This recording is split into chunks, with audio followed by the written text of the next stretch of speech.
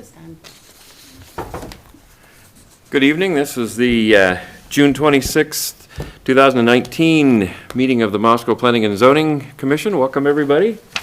We've got a fairly full agenda tonight, so we'll just move right on out with item number 1, which is approval of the minutes from the June 12th meeting. Do we have any additions, corrections? No. Okay. Would somebody like to move their approval? Joel moved to approve. I'll second. And Dennis second. All in favor? Aye. Aye. Okay, and we're passed. The second item is the public comment period. I see 3 folks out there. I don't know that any of you particularly care to come up and talk with us tonight, so it's always an opportunity. If anybody's watching this out in television land, feel free to come down. We always like to have citizen input on issues that we're interested in, so please avail yourself. So with that, we'll move to item number 3, which is a public hearing on a proposal for a rezone of a 4.4 acre parcel of land located at 2400 South Highway 95 within the area of city impact. Mike? Thank you, Mr. Chair, Commissioners. So before you tonight, we have a rezone request in the area city impact. It's located at 2400 South Highway 95.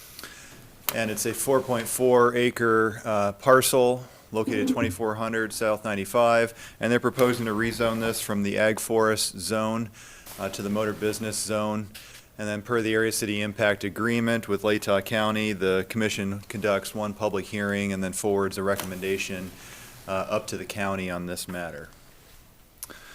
So this is the subject property in the center of your screen, highlighted in red. A little bit odd parcel configuration here. We've got just a county parcel map. I don't think that's been updated, but you've got a number of things going on here, and one is the Highway 95 realignment that's coming in, and so this is accurate, these red lines here, and that's just to reflect the 95 alignment, which will be coming in here from the southeast corner, kind of this alignment that would project the eastern portion of the right-of-way would become these property lines right here, and so that's the reason for the odd shape there on the west side. So you've got the existing 95 north-south here, and we've got city limits boundary, which is outlined in purple here.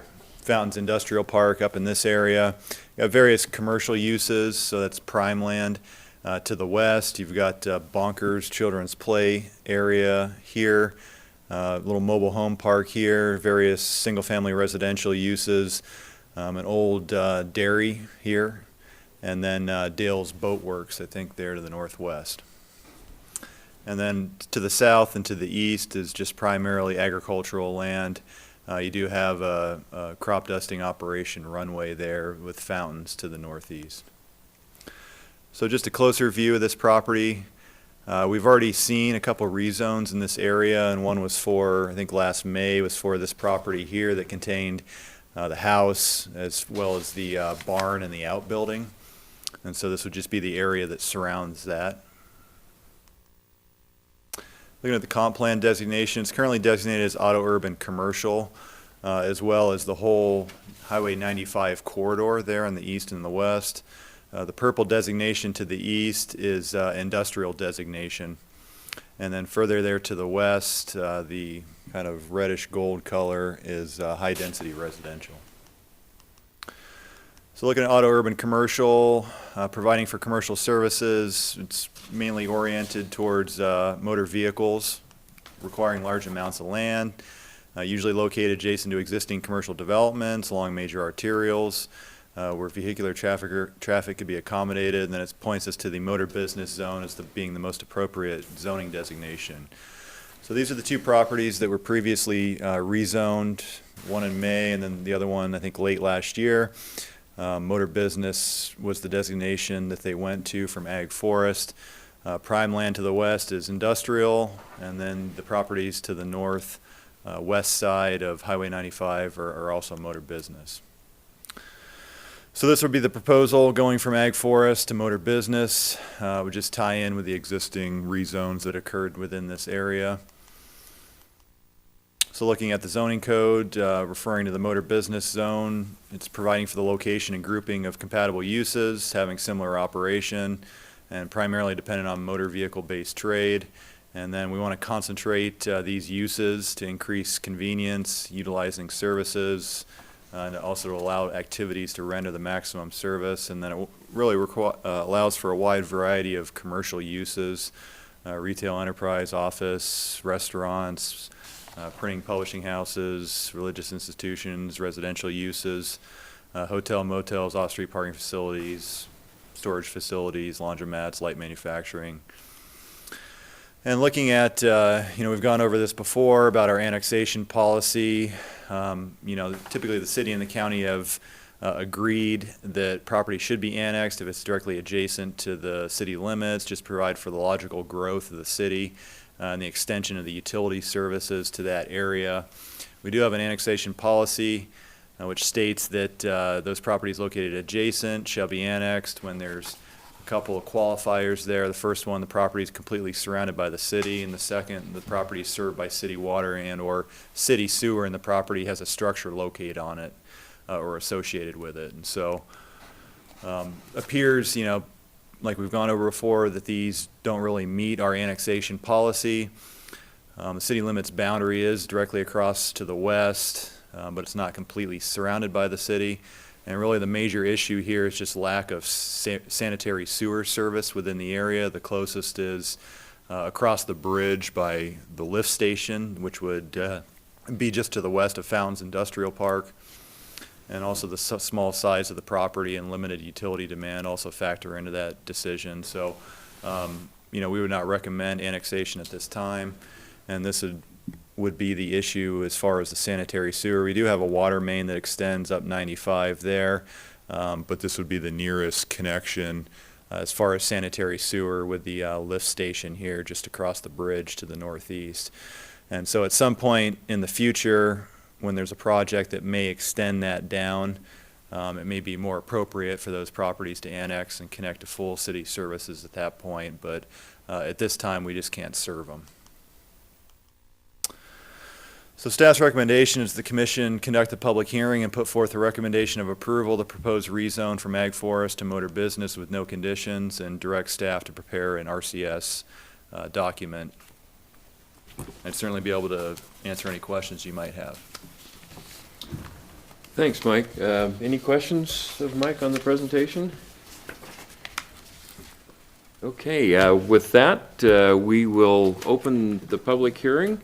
And if the applicant would like to begin. Hello, Shelley Bennett, 2279 Mosier Street, Moscow, and I'm representing Scott Clyde, who isn't able to be here tonight. His property is, his family's been doing some work with their whole estate, and his property ended up, the circled property around his brother's property. With the Motley rezone and then his brother's rezone, I just said, yours makes sense to rezone too, because that's how we can apply for a building permit if we have a user for it. So that's what we're doing. We're just trying to fill in the square and give it an opportunity to actually be used. Great, okay, thanks, Any Shelley. questions? Yeah. Anybody have any questions for Shelley? Great, thanks, Shelley, appreciate that. Any other testimony that, in a general sense, for or against? Okay, with that, we'll close the public hearing. That was awfully quick. Commissioners, how would you like to proceed? It's just housekeeping. Yeah, I don't see an issue particularly. I think particularly given our prior rezones in the same area, so Right. it certainly makes sense to me, so. Seems to fit right in. Yep, so. I spent some time trying to figure out how come the odd shape until I flipped to the last page of our And saw the- handout. saw the right of way. Saw the map of the proposed street. Well, I kind of had wondered about it too, particularly that narrow area, but it kind of now makes sense now that it's all family property, Right. so, yeah, I sure don't see any issues, so, No, I don't know. I don't see an issue. Okay, well, I guess we could entertain a motion to approve the rezone I think our recommendation is to recommend to approval the county. County Commission. Correct. I will so move. I'll second. And Dennis second. So Joel moved, Dennis second. So all in favor? Aye. Aye. Opposed? Abstentions?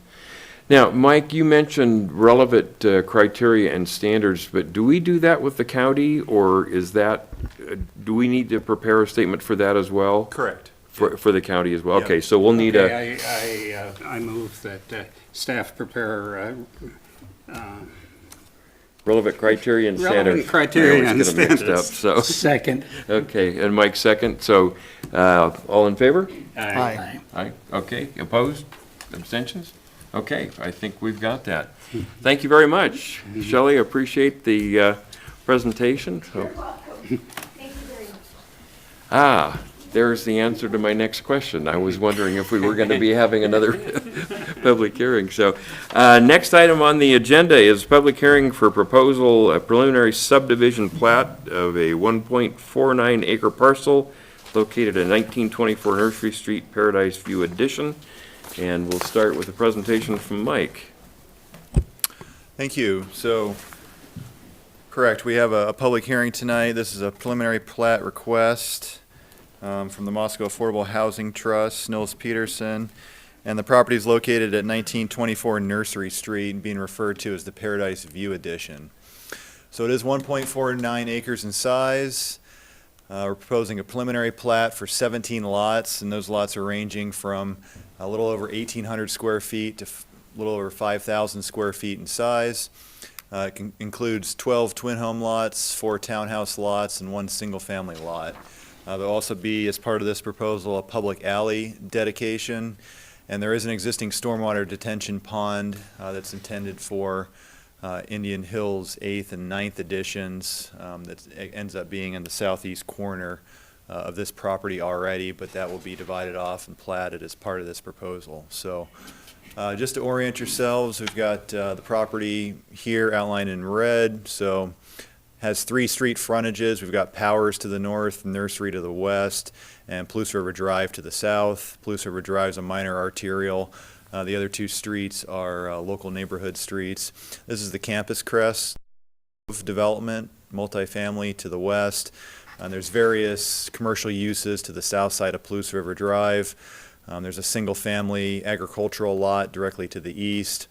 This is Palouse Prairie Charter School, and there is a cul-de-sac. It hasn't shown up on our maps yet, but there is a cul-de-sac that's been constructed as part of the school project that's almost nearing completion. And then we have Indian Hills 9th edition, which has extended over, and so Southview's been extended and tied into Alice Street. We've got the Harvest Park, which has been, was over here and has been relocated into this area up here to the northwest. So just a closer view of the property. You can see it has all frontage improvements that have been done as part of Indian Hills 8th subdivision. And this is a topography map for this property. You can tell that it's rather flat. There's been some grading that has occurred, but there is some pretty steep areas, mainly just adjacent to the streets. It's fairly level here to the north, but as you head down to the south, you end up losing elevation there. And then looking at the comp plan, land use designation, it's currently designated as high-density residential, as well as the Campus Crest project to the west. All the residential development and Palouse Prairie Charter School to the north and to the east are auto-urban residential. And then the commercial development on the south side of Palouse River Drive is auto-urban commercial. And then further beyond that, the purple is industrial. So looking at what the high-density residential designation directs us to, it's intended to allow high-density residential development, and then the densities are between 15 and 26 units per acre. It's appropriate for areas that are adjacent to higher activities where there is a range of uses, and it should be located adjacent or in close proximity to designated arterial or collector streets. And then new areas should be located near mixed-use activity areas and corridors that accommodate multimodal transportation. And then it points us to the R3, R4, and RO zones that would be appropriate for that designation. So looking at the corresponding zone, we have multifamily residential, which is the R4 zone. as well as the Grove to the west. There are some pockets of farm ranch, so that's single-family farmstead there to the east is farm ranch. Palouse Prairie Charter School is 3 acres in size or a little over, so they didn't need to rezone when they went through their conditional use permit and started to develop, so they just left it as farm ranch. And then the property within Indian Hills 9th, there is a pocket of R3, which twin homes are currently being built as part of the Affordable Housing Trust project as well. And R2 extends down Southview Avenue, and those are all going to be single-family lots, and all the infrastructure has been put into place in that area for those development of those lots. And then south of Palouse River Drive is the motor business zone with all those commercial uses. So looking at R4, it's the most intense residential zone that we have, and it's to be applied where activity levels are high and there's adequate public facilities, especially near the University of Idaho and Central Business District. And then they look at adequate transportation access as really a high priority. And then really a wide range of residential uses that are allowed within this zone, anywhere from a single family to twin homes and townhouses to multifamily dwellings are allowed here. And then also some limited professional offices that would go up to 2,000 square feet in size are allowed, as well as bed and breakfast, daycare facilities, and parking lots. So the minimum lot size is 5,000 square feet, and that's for single, two, and multifamily dwellings, 2,250 for twin homes. Townhouses are 1,800, and the width is 50 for single through multi, 25 for twin homes, and 18 feet for townhouses. This is the preliminary plat. All of those lots meet the respective lot widths and lot areas for the intended uses. So we've got twin home lots, these lots here, these 2 lots. This is a single family lot. The townhouse lots are located here adjacent to Nursery Street, and then there's some other twin home lots here to the south adjacent to Palouse River Drive, and here's the stormwater detention pond that currently exists out there. And so that'll be broken off and platted as part of this development. And this would be the public alley that's proposed to be dedicated. It'll terminate about 12.5 feet from that east property line, and that should help with snow removal on this dead end section. And then there's a leg that ends up going north through to Powers Avenue there to the north. So just a closer view. See that single family lot, there's the cul-de-sac that was created. And then we've got the twin home lots here, and there's another 4 twin home lots there, and then the townhouse lots there to the west, and then all these twin home lots here.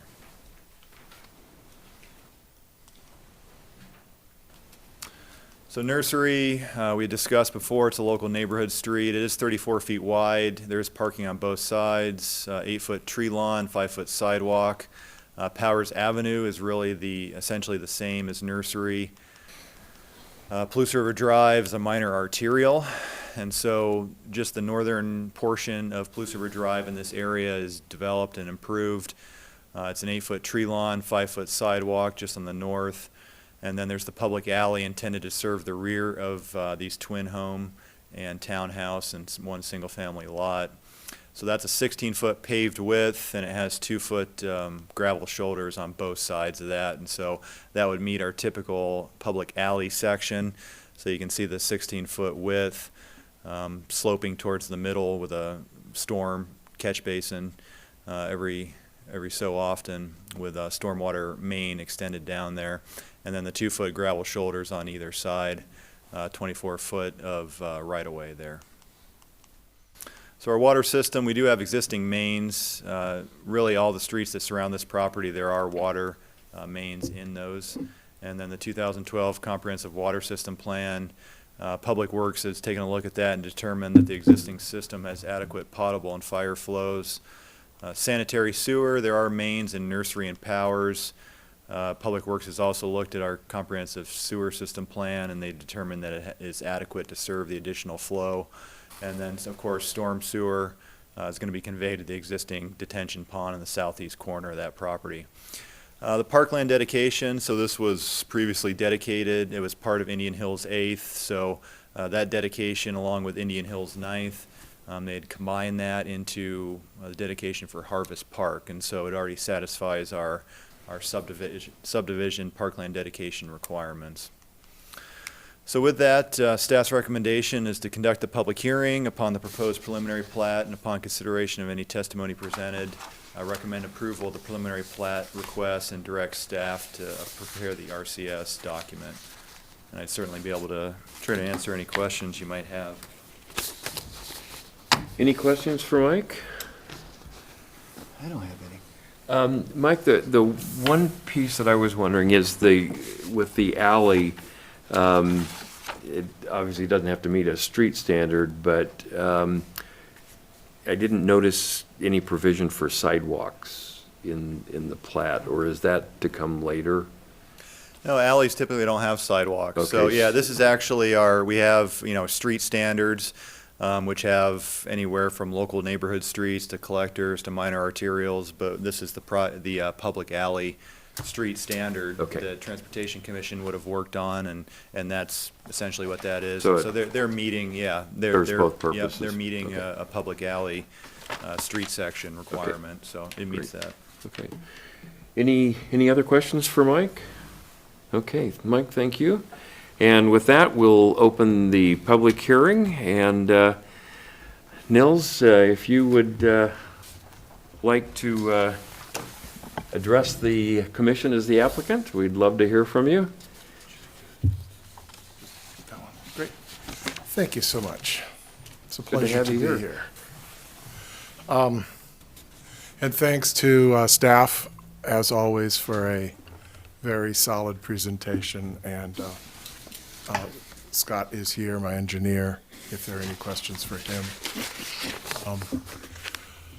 I want to look at the relevant standards that you're to think about tonight. The first three is conformance with the code requirements, it's general conformance with the comp plan. Mike has addressed those, I think, fairly well. Public Works has addressed the public services and utilities are available and adequate. So I want to talk about the last one. The proposed subdivision will not be detrimental to public health, safety, or general welfare. That's the last criteria that you would have to find. I hope to get above that bar.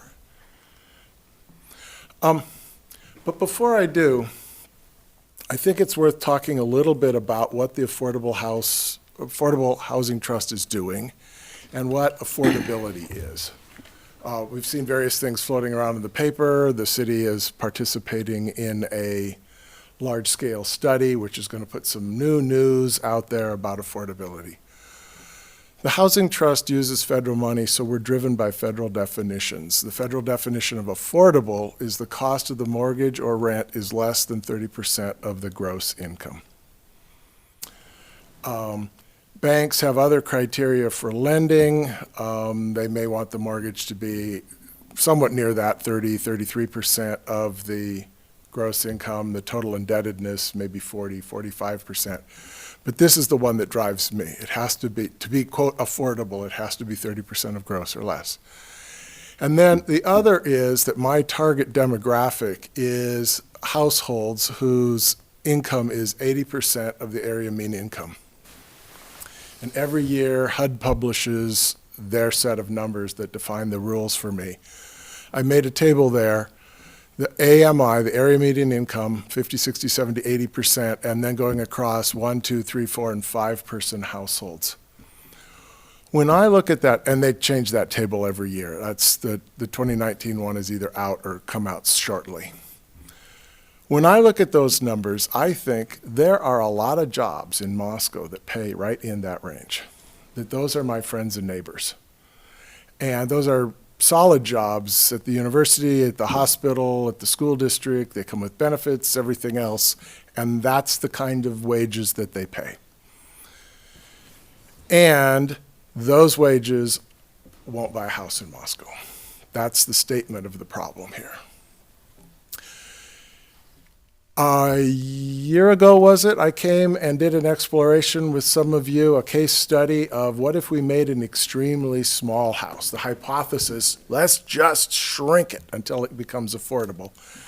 I didn't like the product. I'm not sure if any of you like the product, but it was 400 square feet for $80,000. It was driven by so many fixed costs that I don't think shrinking is the way. There's another way to create affordability. The only other way is a subsidy. You have to inject some kind of money into the process. There are three ways to do the subsidy. A grant, just giving the buyer money, is one I'm going to ignore. And I'm going to look at two others. The subsidy return model is what the Housing Trust has been doing. Buyer capacity is something less than fair market value. When you take one of those incomes and you go through, go to a lender and say, what can I borrow? They'll give you a number and it's not big enough. So the buyer gets the maximum mortgage that they can, buyer's capacity. And my bank, Idaho Housing Finance Association, which is really using federal funds, home funds, puts in a second lien, which we call filling the affordability gap, that blue piece. And the cool thing about that lien is it's zero interest and zero payments. The buyer must be income qualified, and they must live in the house, but sort of those are our goals.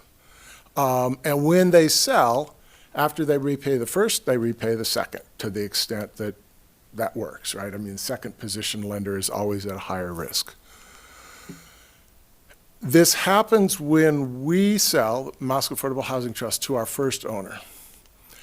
But at the next sale, it gets lost. That is, the federal money gets returned, the blue piece, the thing sells at fair market value. The house is not necessarily affordable. The subsidy has been returned to the federal government. So that's cool, except we have to keep creating more of them. There's another way. And let's look at this. The subsidy returned model. Right now, we're working on a 3-unit townhouse, which my realtor has told me might be worth $215,000 when we bring it on the market. I think she's wrong. I think the prices have already gone up another $20,000. But assuming it was worth $215,000 when I put together these materials last winter, and assuming that you could get the 10% subsidy, the blue part, 21.5. Oh, it's hard to see here. Where's the little?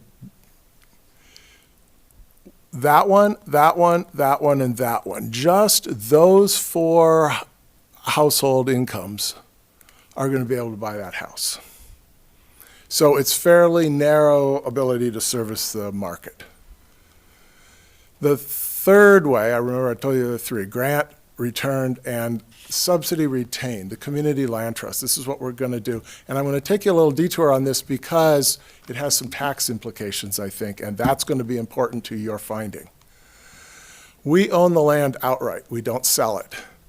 Home funds are used to construct the improvements. The buyer gets a mortgage to buy the improvements only, and actually less than all the costs of the improvements. Idaho Housing Finance puts in a subsidy. They're saying they're going to put in $40,000, the blue piece. That's federal money. And we put in the value of the land. So that now, rather than $215,000 up here, we're taking off the value of the land, which might be $30,000, and we're taking off $40,000. We're knocking the price of that thing down maybe $70,000. The next sale price is calculated based on the first sale price, not on fair market value, but always keeping these out of the next purchase. And the formula that IHFA has decided to use for all the projects it does in Idaho is inflating at 2% a year or consumer price index, whichever is lower. So it will go up. It won't go up and down in wild speculatory ways, but it will increase slowly. That adds all of those pink households to the potential pool of buyers, which my board and I think is really important in terms of trying to service the community. If you look at all of those wages in the pink and the ones to the lower right. Okay, but what happens to the taxes? The taxes are divided between the tax on the land and the tax on the improvement. The buyer has bought the improvements, and they'll be valued however the tax assessor values them, the tax assessor won't necessarily understand the subsidies that we've pushed in there. and the tax assessor will value the land. My counterpart organizations in Idaho tell me that they have successfully gone to their county commissioners and asked to have the taxes on the land portion waived. The argument being, we are fulfilling a mission that the county needs fulfilled. There's some piece of Idaho code that allows it, and so they forgo the taxes on the land trust's land, but not on the house. But here's the kicker. A lower tax value means lower revenue to the city and all the other taxing entities. So now I want to talk about why we worked as hard as we did as a team to make those lots as close to the minimums as possible. And that has to do with 2 years ago, you'll remember I was in here to talk about a plat that called Palouse Prairie. It was on the other side of 95. And I did for you a case study examining the potential tax yields, and I'm just going to review for that really quickly 2 parts of it. Oops. Wrong button.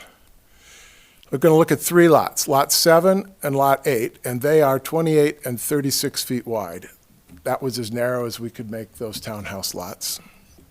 And they could have been narrow. 28 is way wide for a townhouse lot by code standards. We were trying to meet a federal requirement of accessibility. The term is visitability, where a person in a wheelchair can get in the front door, they can be in the living spaces, they can use the restroom, but they can't necessarily make it to the bedrooms. Grandma comes for Thanksgiving dinner is the way I characterize that. And then the third lot, because of the sweep of the curve and various issues, this lot is 92, almost 93 feet wide. And you'll recall that looking at this, here are the 2 narrow lots, and back in 2017, I was imagining the properties might be have a taxable or a value of 175.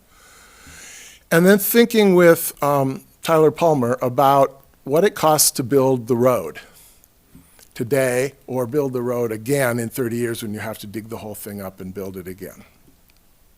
And looking at that cost, per running foot times the width of the lot, and looking at it as a percent of the total value of the property. So you're saying to the homeowner, they're sitting out in front of you a liability that is 5, 6, 7% of the value of your property. And if it gets done, it'll be some LID or something, and you'll pay for it over multiple years. Look what happens at the 92-foot lot. If I were to put the same affordable house on it, it would be almost 18% of the value of the house. If you were to try to assess that on the homeowner, they are likely to balk. It comes a question of, can you pass a tax? Could you pass an LID? If you can get the LID low enough, people go, yeah, I'd rather have a street. But if it gets too high, they'll balk. So you'd have to get a much more expensive house, and in 17, we weren't building a lot of $400,000 houses just in average neighborhoods before you get anywhere near that same sort of cost that ratio between road cost and improvements value. Narrow lots do a better job of being affordable to pay for their road and other improvements than wide lots. So, summary, the land trust model makes ownership possible to a wider group of our employees, but it potentially reduces the tax revenue to the city, because if the land value is held off the equation. Narrow lots increase the tax value per linear foot of public infrastructure. So it makes it relatively easier to pay for the things that the public is liable to pay for over time, which means that that piece of property is liable to pay for. Okay, moving on. The alley is there to prevent conflicts. Not only topography was an issue, but I did not want to have backing movements created out of driveways onto Palouse River Drive. It's not too busy now, but if you think about the feedback we get on Mountain View from houses that it wasn't too busy back then, and now they struggle to get out of their driveway. So I didn't want to create that situation. So that started by saying, well, we need an alley to service these lots. Palouse Prairie School is going to have a lot of traffic on that street at a couple of times every day during the school year. And one of them is go to work kind of time, right around 8 o'clock. So it seemed like, well, we should rear load all of those units as well. Just geometry caused these four, they're going to have access out onto the street, but everything else can have access on the alley, preventing conflicts on the streets. In your packet, I put a reading. It was from some work in Portland, actually. They were looking at the impact of essentially upzoning, of allowing duplex, triplex, and fourplex on what had been single-family lots in a neighborhood, and the carbon footprint implications of doing that as opposed to tearing down the existing house and replacing with a new single-family house. Their conclusion in that thing is smaller houses have a lower energy use and a smaller carbon footprint. Not a big surprise, but there you go. So higher density also increases the viability of transit, reducing car use, another carbon footprint kind of conversation. Palouse River Drive is a likely transit route. The Grove is a likely transit stop. So putting this development adjacent to those things should be in the interest of the public welfare, of the greatest chance that we will get alternative modes of transit from this development. So the article explores a neighborhood where you can't do it, and it's actually, there's something going through the Oregon legislature to eliminate the single-family zone across the whole state of Oregon. I'm not sure whether it'll go that far, but I mean, that's the conversation that urban areas are having. Okay, narrow lots with front loading. This is my neighborhood over in Alturas. And the logic of a narrow lot and a garage door is you get those kinds of solutions for a front facade. And this is up in Coeur d'Alene on Government Way, very narrow lots, rear-loaded parking, and you get a very street-friendly front facade. So the value of the alley is in the interest of the public welfare of having a better street facade. Woonerf, I think that's how you pronounce it. I'm going to follow up on the chair's question about the alley. This is my favorite street in Moscow. This is Hayes Street between 6th and 7th. And it's really alley-sized. And it's got no sidewalks, and it's just happens along there. And I think I've spoken about it at other times at P&Z. This is the inspiration for the alley that we hope to build. Something that will be friendly to all modes simultaneously, just because it's small scale and slow moving, and that kids can be out there and cars can move through there, and it will be that kind of a neighborhood. The houses will face the street because the city says houses face the street, but the action, I think, our hope will be on the alley. We think that's a public benefit. So here's the criteria. Will not be detrimental to public health, safety, or general welfare. The land trust model lowers the cost to the owner, which creates more homeowners in the city. I'm arguing that's a value to the city. It's important for employee recruitment and retention. Narrow lots provide the highest tax yield per linear foot of public infrastructure, so this design is as good as it can be in terms of tax resources to support public infrastructure costs. Smaller houses, compact lots lower the carbon footprint of the project compared to other single-family developments. And the alley design eliminates conflict between the driveways, Palouse River Drive, enhances public street facade, and the alley can be a public amenity as a Woonerf. Questions? Thanks, Nils. Any questions for Nils? Joel? I guess it's lots 1 through 4. that front on the north-south street. Over here on How, these, on Nursery. right. These four. Those ones. Right. I'm curious about what, presumably they either park on the street or there must be parking spaces provided from them, for them, or there's a rather significant grade there. And how is that, especially, say, Lot 4, it Bottom one. probably faces the greatest height change. Are they expected to park on a driveway leading east off that street, or where do they park? Good question. Where do they park and how do they park? Because there's 3 lots there that are not accessible to the alley. Correct. So for the 3 that are not accessible to the alley, we intend to make a garage in a basement at a elevation that is reasonable relative. I mean, we're going to probably pair the driveways, so we're going to make some split the difference choice of floor elevations and things like that.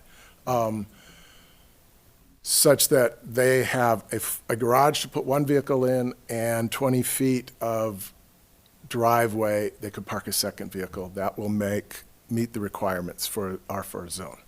So So you're that's- dealing with the grade by putting a grade level parking garage.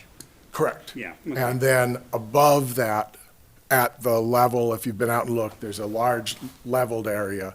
The living space will be up there at that level area, such that the back door walks out into a small backyard. And a couple of those garages may have 10, 12-foot ceilings, Yeah. just to make those statements all be true. One more. Normally, if this were a street, rather than an alley, we would require a turnaround for fire equipment and so on the east end of the alley. I guess my question is, what does the fire chief think of not having a turnaround there? Is it a... I'll provide some answer, then Mike may want to provide some additional answer. My answer is, the expectation is you fight the fire from the street. So the alley is not expected to continue on as part of a development further to the east? That's a different question, right? Right. I've spoken with Phil Reingans, the neighbor to the east. He has the same very deep property problem when he comes to develop it, and the same problem of Loose River Drive. He's going to need a street, not an alley, because he needs his houses to front to a street. And the internal one, my internal ones aren't internal, they front a street. His will have Bliss Prairie School as their backyard, and so they will have to front an internal street. His and my conversation was, could his street use my alley as its fire exit so that he didn't have to build? If you try to build a cul-de-sac in there, you're going to lose an awful lot of Right. territory. Maybe there'll be bollards. I don't know whether that will come to fruition, but that was my conversation with my neighbor. This could help you. Maybe he agreed, yeah, maybe it could. So that was the thinking on the utility of the alley. The other piece, of course, to ask about is the garbage truck, which presumably the garbage cans are in the alley and the garbage truck will service them. And I think it will be a maneuver in, back up the short leg of the T, and so use it as a hammerhead to get around and get the garbage cans. Rob, so I think for fire access, it's like 150 feet that the fire hose has to be able to reach. So they're going to do it from the street. Yeah. Okay. It's too short to need a, Well, yeah, I mean, regardless of whether it's an alley or a street or an access drive, as long, it can't exceed 150 feet without a turnaround. So, you have the portion that essentially serves as the hammerhead that heads to the north. Right. But that leg to the east doesn't hit the 150-foot mark. Okay. That's only a little over 100 feet. So it doesn't warrant a turnaround over there because you have essentially a hammerhead where it heads north right there at that intersection of the alley. So Yeah. that's why there's, I'm not quite used to the narrow lots. Yeah, yeah, exactly. Okay, any other questions of Nils? Thank you, Nils. I have a question. Oh, yeah. You talked about ADA access, Correct? so the three that will have the basement garages, where's the ADA, I mean, the wheelchair's not going upstairs, so, The requirement that the feds place on me is to the maximum extent possible. okay. And then they give me a way of calculating and demonstrating to what extent I achieved that and what kept me from getting to 100%. And we will simply not be able to have visitability on those three. The one Gotcha. closest to the alley, I actually think we can jigger it and make it an ADA unit. Certainly, we can make it visitable, and the rest will be visitable. They may use the alley as their entrance because of topography issues to the front door. Right. That's my commitment, is to get there. And that's a federal requirement, we're not concerned about it, but I just wanted to know what the answer was. Right, the Did you answer from think the these feds things is out so maximum extent carefully? possible. Right. One other question, not entirely relevant to the decision here, but the lease, what is the format on the lease to the That's a good owners of the question. improvements? That's a good question. So you are correct. The trust will own the land and then have a ground lease to the owner of the improvements. 99 years. I'm expecting the lease rate to be $50 a month. That seems to be the national norm right now. The point is not to make it expensive. We're in the affordability business. $50 is a poor return on investment on a $30,000 lot, but that's okay. I'm not in the return on investment business. So there will be that. There are a series of things that will be in the lease that will make lenders comfortable, all right? Like foreclosure situations.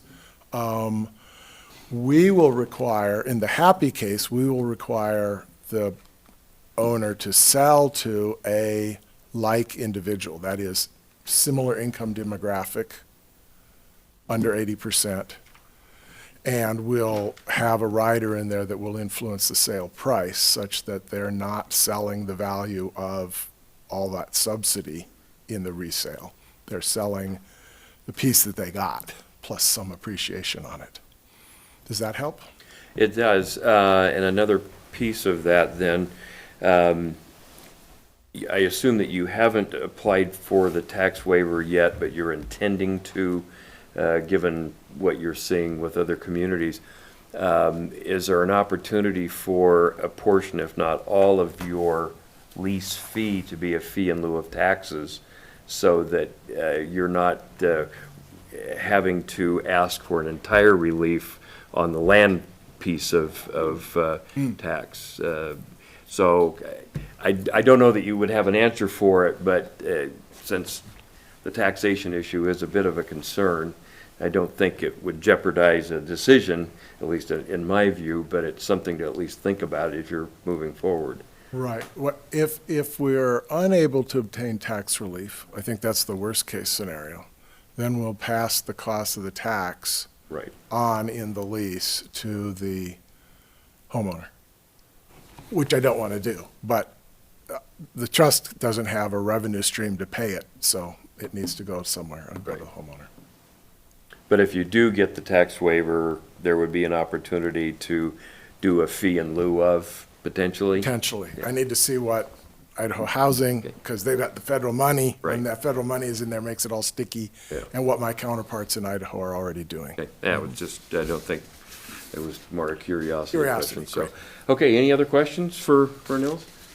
Great, thank you very much. Appreciate your, it's always an education, and I do appreciate it. amazing work that you're doing with affordable housing. Any other testimony? Okay, with that, we'll close the public hearing. And how would you like to proceed? Well, first, I would commend the Moscow Affordable Housing Trust for doing a terrific job in finding a great site. A lot of the improvements are already there, the street improvements, keeping the costs down, coming up with this whole thing, which I saw before in a council meeting or something recently. Did a great job, works toward affordable housing. I think it's terrific. I agree. Any other comments, questions? Okay, so do we want to move forward with approval of the preliminary plat? I so move. Okay, Mike, move. Do you have a second? Second? Victoria seconds. Okay, all in favor? Aye. Aye. Aye. Okay, opposed and abstentions? Okay, so we've passed that, and now next up is requesting or a motion to have staff prepare reasonable criterion standards, relevant, sorry. I'll never get that right as long as I'm up here. A reasoned statement of relevant criteria and standards. Okay, so do we have a motion to direct staff to prepare? So moved. Dennis Second. and Victoria second. Okay, all in favor? Aye. Aye. Opposed? All right. We're all set. Nils, thank you very much. Scott, thank you as well. Great job, you guys. Okay, we will move on to the next item. Mike, you're up again, the accessory dwelling unit review.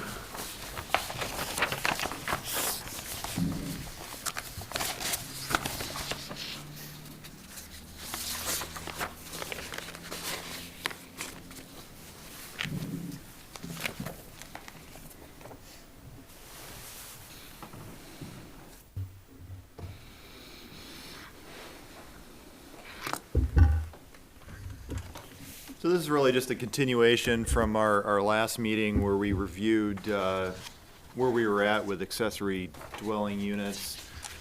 It's been a number of years since we ended up working on the ordinance. The city council adopted it. It was April 6, 2015. Ended up being allowed in all residential zones. We had a qualifier there that they meet the minimum lot size, and then we had the various development standards. 600 square feet or 40% of the gross floor area of the principal dwelling, whichever's less. Limited to 2 occupants, required to be owner occupied, whether or not in the main dwelling or the accessory dwelling. And then 1 off-street parking space is required, and we have about 8 that have been permitted since adoption. So working about a couple per year at this current rate. And so we'd gone through and taken a look at what we're getting as far as ADUs and what would have been permitted. It really just, ranges between attached to detached, basements or additions off of existing structures. There's been a number of them in garages where a portion have been converted to living space.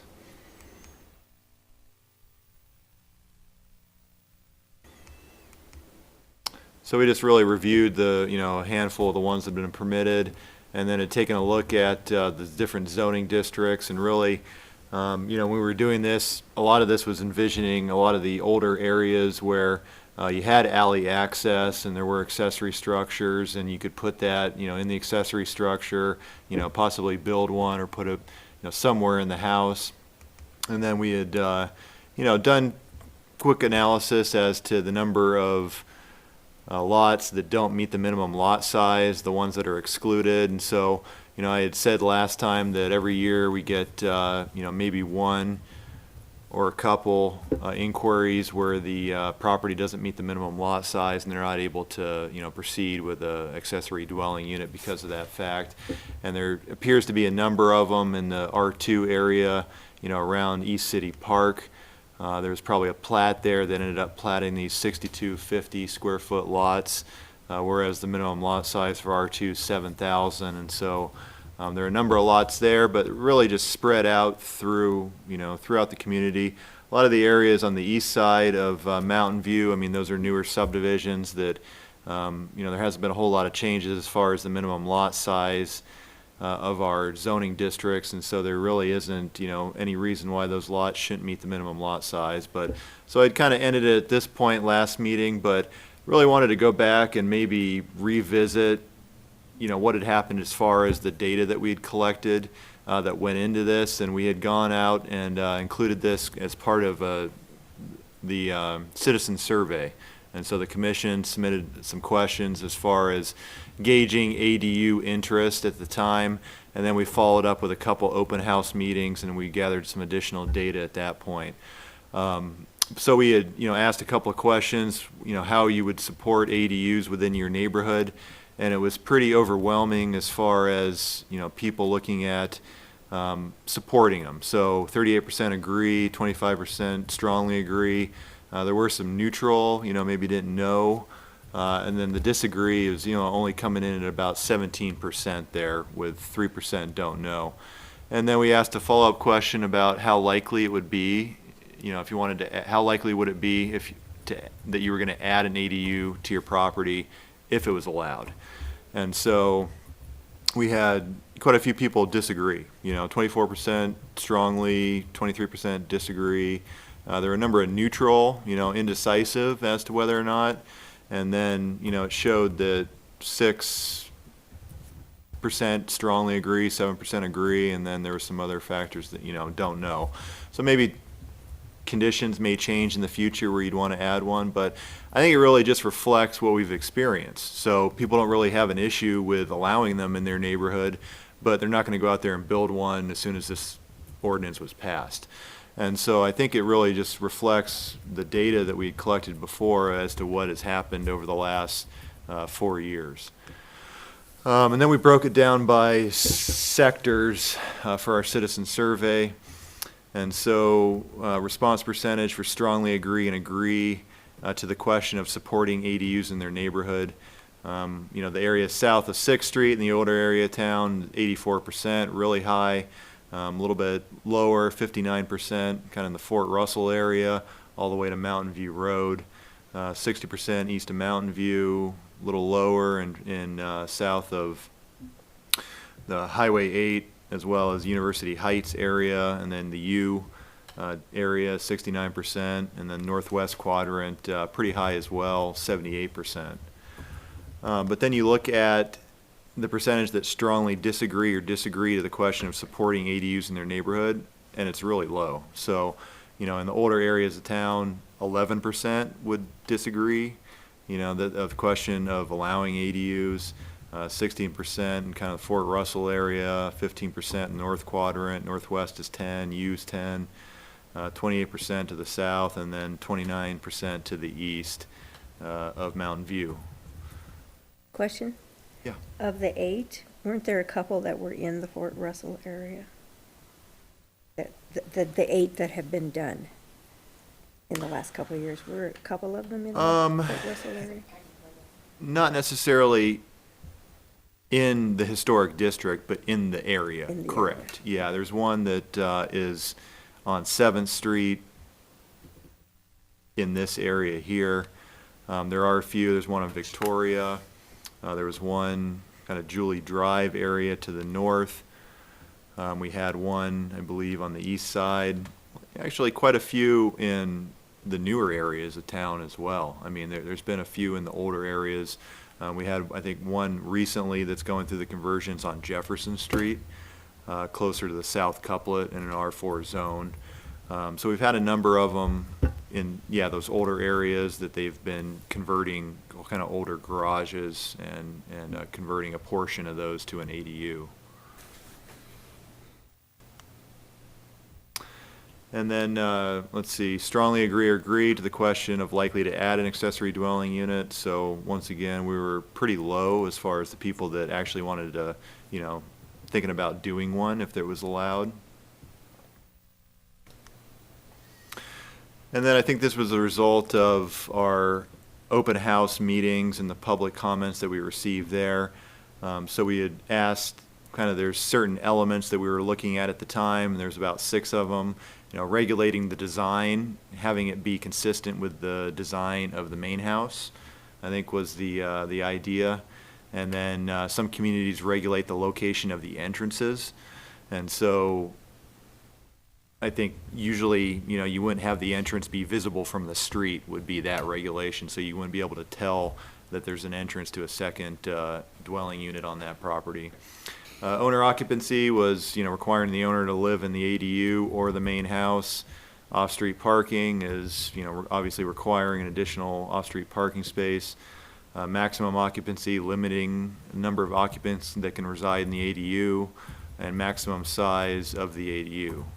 And so, based upon this feedback, design scored, so this blue is extremely important, the red is somewhat important, and then the other colors here either don't know, neutral, or not important at the bottom. So, obviously design, kind of middle of the road. I mean, there are more important than there are non-important, but still, nothing that really strikes you as a large quantity. Location of entrances, the same. But really, you get into these four, the owner occupancy, off-street parking, maximum occupancy, and maximum size. That was really where there was a clear distinction that, these two colors here with extremely important, very important, obviously outweighed the rest of the, non-important. So that's really where we ended up, the commission ended up going at the time, looking at that feedback and obviously other public comment to just require these four elements and not require these two elements here. So this was the ordinance as it currently exists. We've got an applicability and purpose statement, and then we've got our specific standards. I don't know that it was discussed a great deal at the time, but this is where the minimum lot size requirement comes in. Basically it just says that it needs to meet all of our city code requirements for the zoning districts it's in, and then lots that currently do not meet the minimum lot size for single-family dwellings shall be ineligible for an accessory dwelling unit.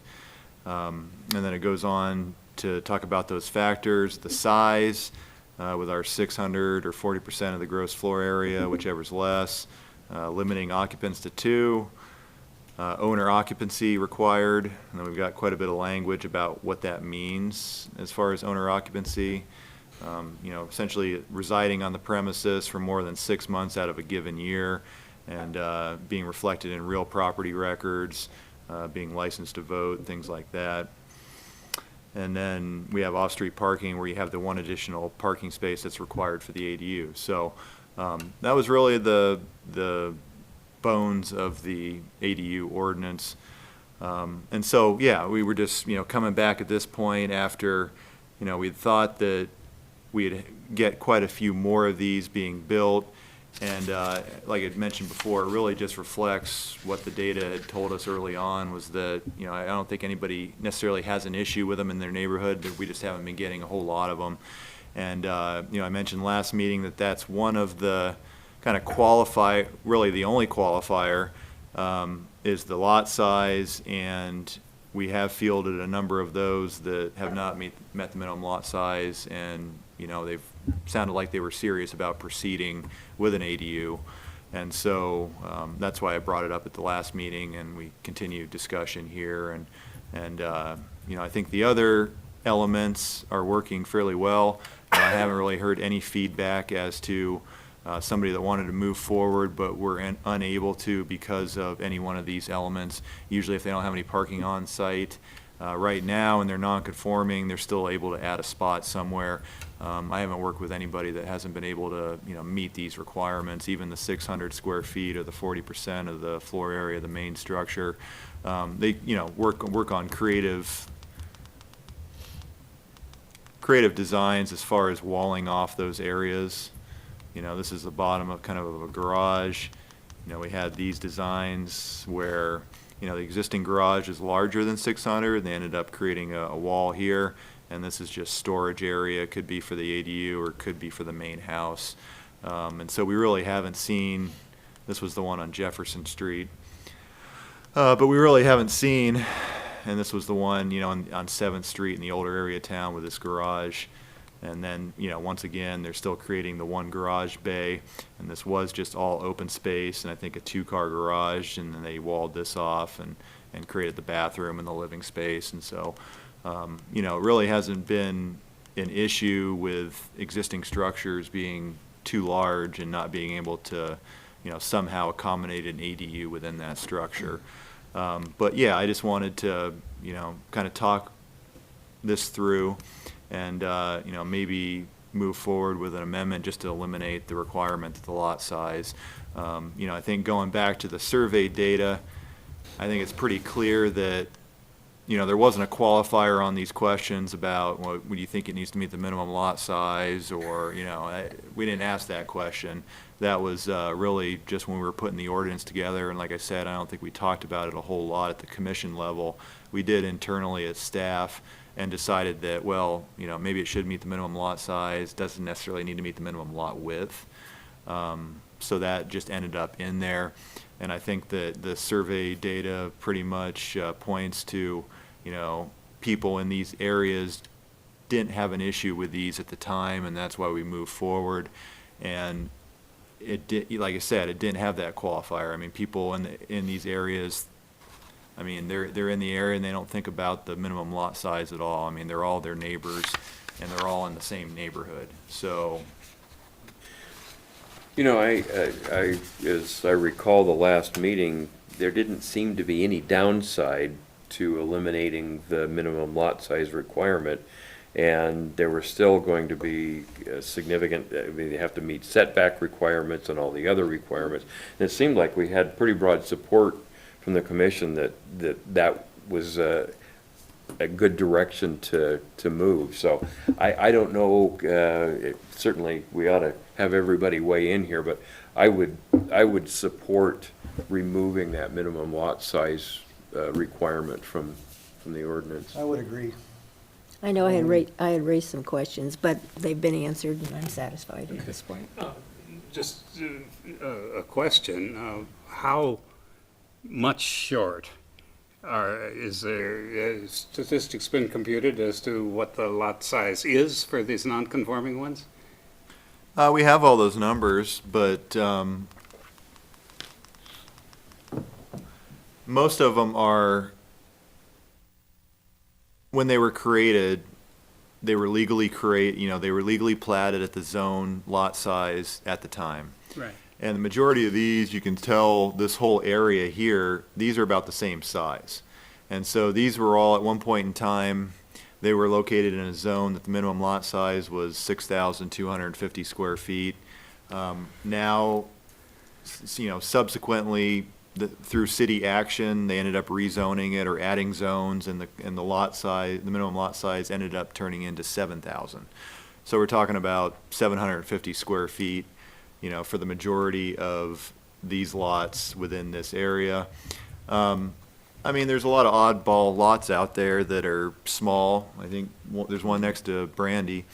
And just who knows what happened at the time they were created, and maybe there was some type of accessory quarters at the time, and they tried to subsequently divide them off and were able to do that, or went through a variance in order to be able to do that.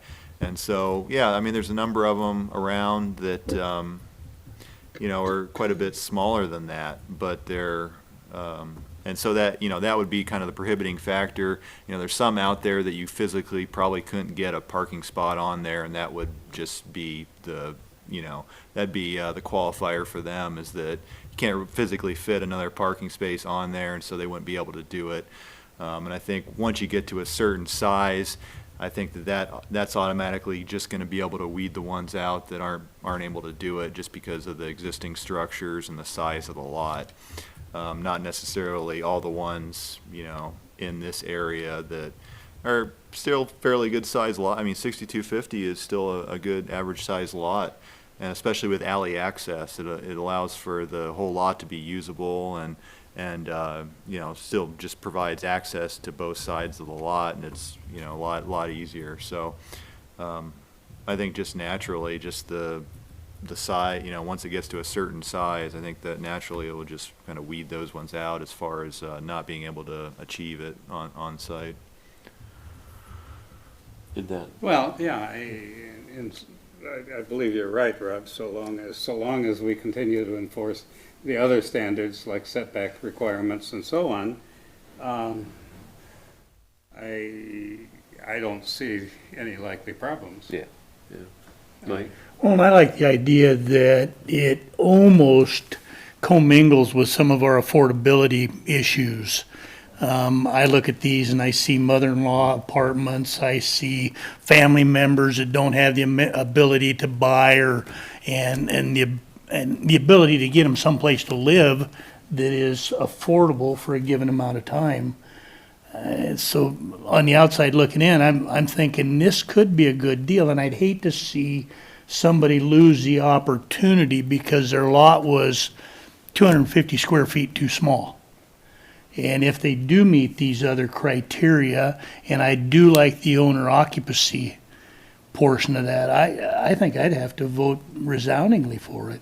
And, you know, Joel, I was thinking, because Mike's also saying that maybe there are some that are even smaller than the 6250, but the 40%, that would probably necessitate a smaller house already there. Right. And then we've got the 40% limitation and the setbacks and the parking.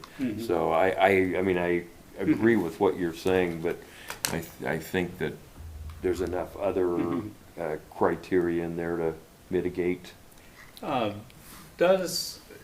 Is there any place else in our zoning ordinance where their non-conforming status creates problems for them? Yeah, they're already limited. And really, yeah, if they don't meet the minimum lot size or the minimum lot width, then regardless of what zone they're in, if it's a residential zone, they're limited to a single-family dwelling. So you could have properties that are in an R4 zone, and they don't meet the minimum lot size. There's apartments around them. Just because they don't meet the minimum lot size, they're only eligible for a single-family dwelling. They wouldn't be able to do a duplex or a triplex or any of the allowed uses. They would just be limited. So they're already limited to a certain extent. I mean, obviously, if you're in an R2 zone where you're only allowed to do a single family, that's not really limiting. But if you are in a duplex zone or a multifamily zone and you don't meet the minimum lot size, then yeah, it's really limiting as far as what you can do. You're just eligible for a single family. I was just wondering whether there's other places where it's a problem, and the single family one, I guess, doesn't bother me. Yeah, no. But Yeah. it's a question of whether we're fixing it in one instance and there's other instances we should be thinking about. So But- Rob, the R4, you don't have, if you do an ADU in an R4, it's because you choose to. You have a specific reason for doing so, because you can go build another structure that isn't an ADU in an R4. So we're not going to hurt R4. We're not taking away their opportunity. They can go cheaper and build an apartment in the backyard. So, Mike, what direction do you need from us to move this forward?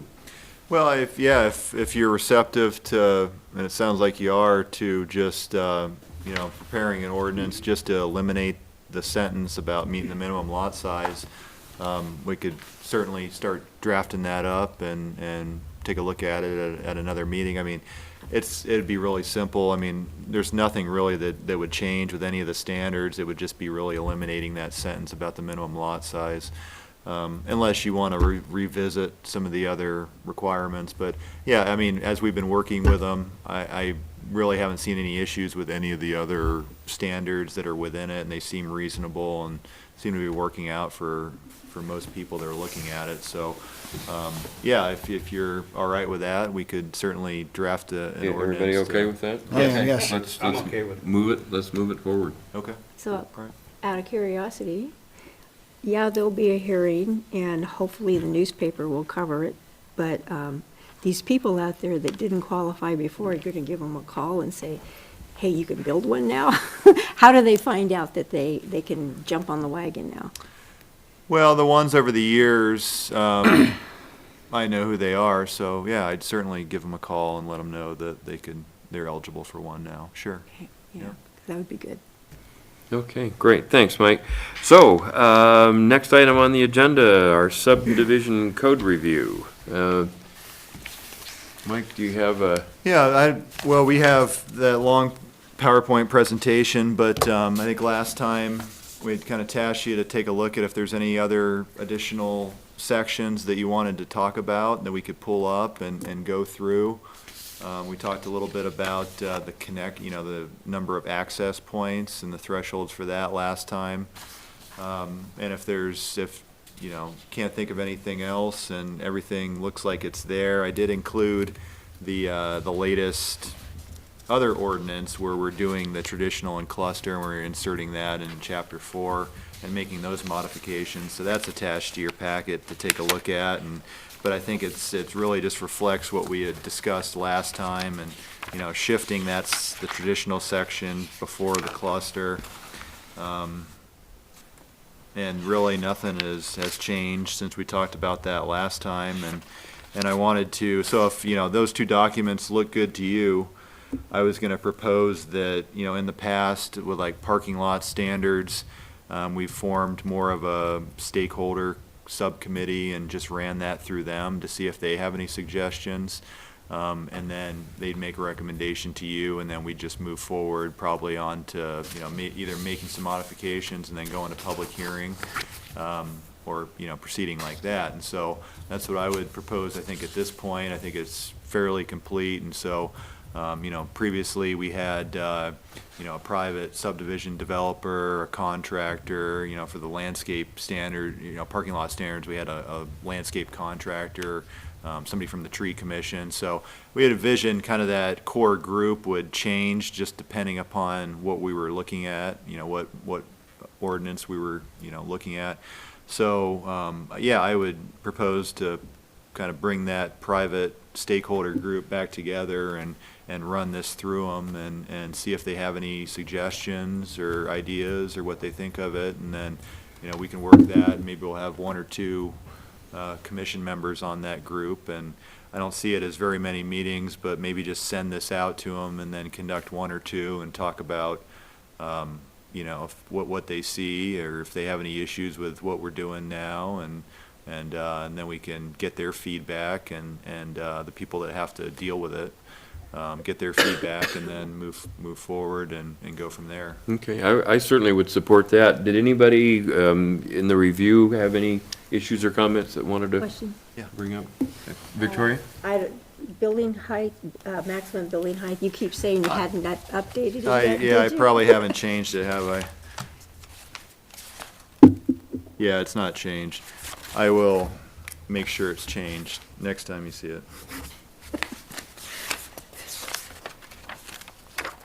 Okay, so you're gonna go ahead and move this on out to subcommittee and let. Yeah, I think we're to the point where I think we're there, so I will, we'll form the subcommittee and work over the next month or two with them, and then Okay. we'll bring it back and go forward from there. We'll touch base with Wendy, and she can be involved in seeing who might like to participate from the commission, so.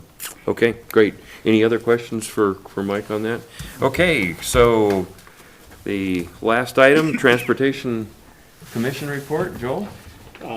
I was not able to attend the meeting. I was back in Wisconsin. My 102-year-old mother passed away peacefully, and saw lots of relatives, and it was good.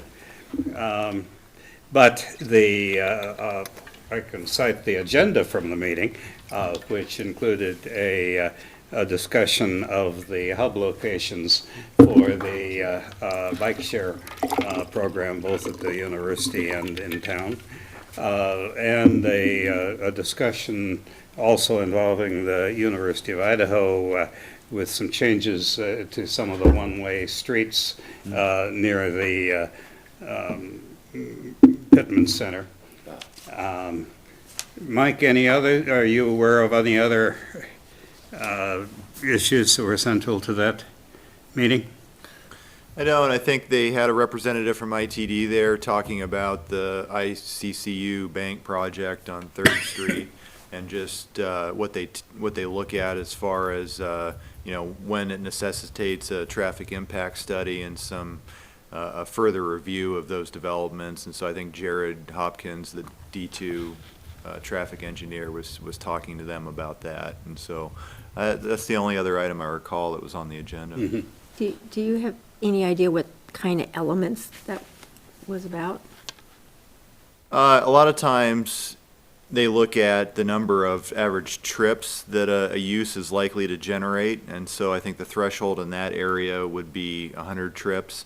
With banking these days, if you've noticed, if you drive by and look at how many cars are in the drive-through, there's very rarely ever any, because a lot of that's just moved online. I mean, you can take a picture of your check, and so they're still operating off of a traffic generation manual that is probably from the 80s, so a lot of those haven't been updated, but still, the size of the building and the number of trips that you calculate with the manual, it still didn't warrant any type of mitigation as far as maybe a designated right turn lane in that area, and there's not a whole lot of room for it either. So that's, I think, largely what he was talking about, was just using the manual and how they determine whether or not maybe it kicks in a traffic study, and it's usually the use and the number of trips per the manual, and whether it meets a certain threshold.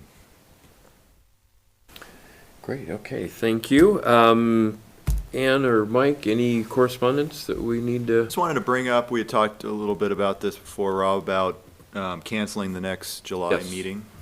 And so we don't have really any public hearings or anything burning, and the agenda is looking like it's going to be fairly light. And so usually we cancel 1 or 2 meetings in the summertime for vacations and things. So we'd still hold the one at the end of July, but just, if you were comfortable with that, I think we were going to probably try to go ahead and cancel that meeting. Okay, we'll, poor Wendy doesn't get a chance to read into this, but we'll make a decision for her. So, no, I think that sounds reasonable. And the only thing that was on my mind was we were going to have a continuing education discussion Yep. on, was it walkable communities or? Yep. So we'll just push that off to the next meeting. So that's fine. So we'll plan on not having a meeting on July 10th. So, all right, anything else that's for the good of the order? All right, well, with that, we're adjourned. Thank you very much. Thanks, Rob. Good job.